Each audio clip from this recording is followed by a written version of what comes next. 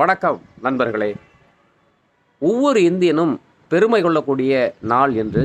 ஏன்னா உலக அரங்கில் இந்தியா கொடி எப்போதெல்லாம் உயர பறக்கிறதோ அப்பொழுதெல்லாம் ஒவ்வொரு இந்தியனும் பெருமை கொள்கிறோம். இன்றைக்கி பார்த்தீங்கன்னா சர்வதேச விண்வெளி நிலையத்திற்கு அமெரிக்காவின் கென்னடி அந்த நாசா விண்வெளி ஆராய்ச்சி மையத்திலிருந்து இந்திய நாட்டைச் சேர்ந்த சுபான்சு சுக்லா விண்வெளி பயணம் மேற்கொண்டிருக்கிறார். ஹங்கேரி, போலந்து, அமெரிக்கா, இந்தியா இந்த 4 நாடுகளைச் சேர்ந்த வீரர்கள் செல்கிறாங்க. ஏற்கனவே கல்பனா சாவ்லா போயிருந்தா கூட அவங்க இந்தியா வம்சாவளி, நேரடி இந்தியர் கிடையாது.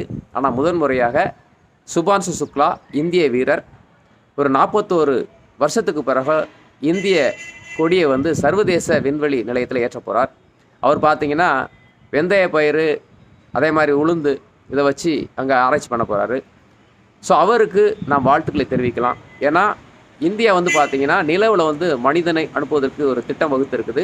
அந்த திட்டத்துக்கு முன்னோடியாக நம்முடைய வீரர் போய் அங்கே பயிற்சி எடுக்க போகிறாரு.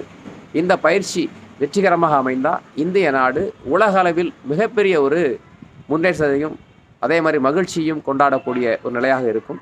ஸோ அதை முழுமையாக ஒரு பதிவாக கொடுத்துருக்கேன். இணைப்பில் பாருங்கள். தொடர்ந்து நம்ம சேனலை சப்ஸ்கிரைப் பண்ணிக்கோங்க. நன்றி.